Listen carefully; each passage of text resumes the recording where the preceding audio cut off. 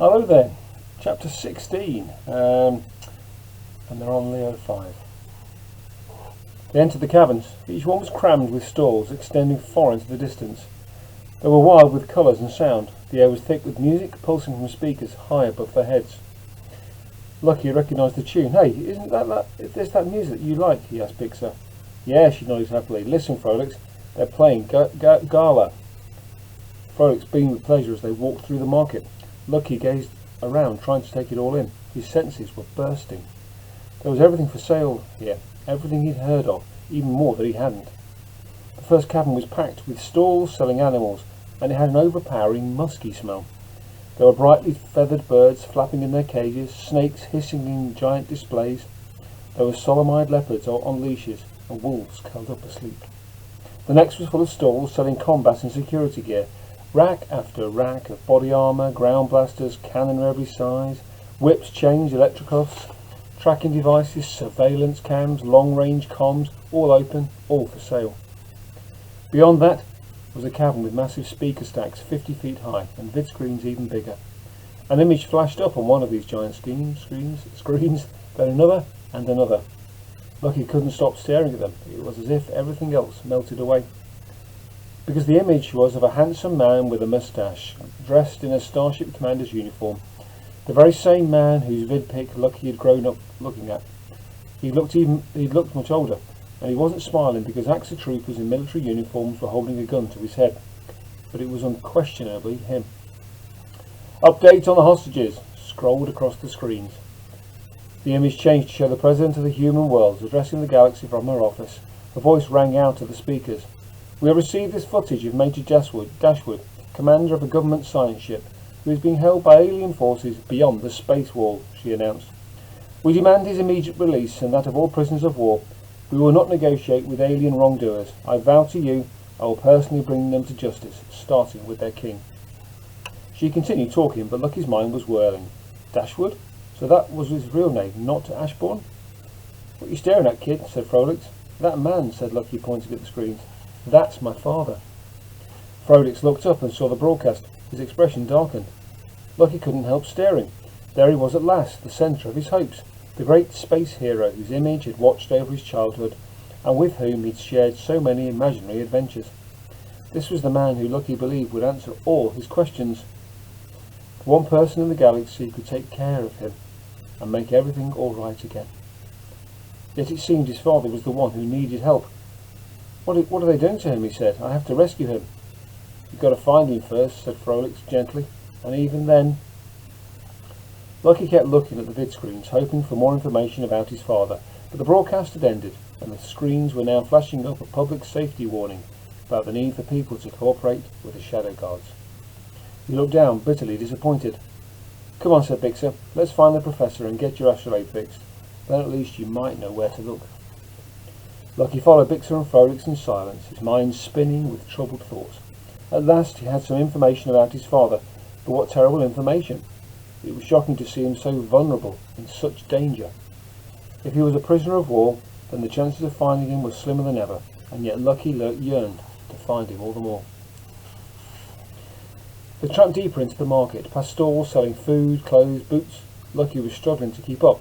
After the awful vidpic he'd just seen, it made him queasy to look down and see what appeared to be big black cloven hooves marching beneath him instead of feet. It was so strange, so alien. But Bixer and Frolix dragged him ever onwards, through thousands of stalls, past heaps and heaps of merchandise, until at last, in a dim green corner, they came to a small antique store. It seemed rather neglected. There were all sorts of strange objects stacked up in boxes at the front, and a dusty curtain at the back. Everything looked faded. He had seen much better days. No one else was shopping here, while the other stores thronged with customers. A single elderly AXA sat behind the counter. "Stay here, Lucky, while we greet him," whispered Frolix as he approached the stall. Bixer went with him, while Lucky hung back forlornly and watched. The old AXA looked as antiquated as his stall. He had bushy whiskers that met in a cavalier-style moustache, and great white horns upon his head. His eyes were hidden behind a huge pair of horn-rimmed spectacles. A bird perched on his shoulder, eyes closed. It was about the size of a parrot, but its feathers were amazingly intense colours, crimson gold, like flames. Even in the dim light it seemed to glow like a little sun. Professor Byzantine, called Bixer. The old actor looked up sharply, peering over the top of his spectacles. He seemed confused for a second, then his smile spread across his face. Bixer Quicksilver, he asked. Sorry, I had to go and check on the supper. It's me, she grinned, needles blushing pink. And do my eyes deceive me, or do I behold young Frolix? The professor peered up at Frolix's huge bulk. My goodness, you have grown. Well, it's been 10 years, said Frolix almost shyly as they embraced the old man. The bird on his shoulder woke up, flexed its wings, and then turned to look at Lucky, who was still hanging back, feeling troubled. The bird blinked. It flew over to him and landed by his feet. Up close, its face looked old and wise, perhaps even ancient. It seemed playful, though, and started pecking at his hooves.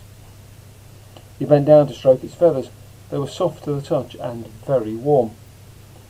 And then, as he stroked it, the bird opened its beak and spoke like a parrot. Bazooka, it chirped, as a little jet of fire flared around its beak. It wasn't hot enough to hurt, but Lucky hadn't been expecting fire, or words for that matter, and he was startled. He jerked backwards and bumped into the stack of boxes at the front of the stall. The antiques teetered one way, then the other. No, gasped Lucky, and stuck his hands out to steady them. It was the worst thing he could have done. Boxes started tumbling down around him. First one box, then two, three, and then a rain of boxes. A shower cascading disastrously faster and faster.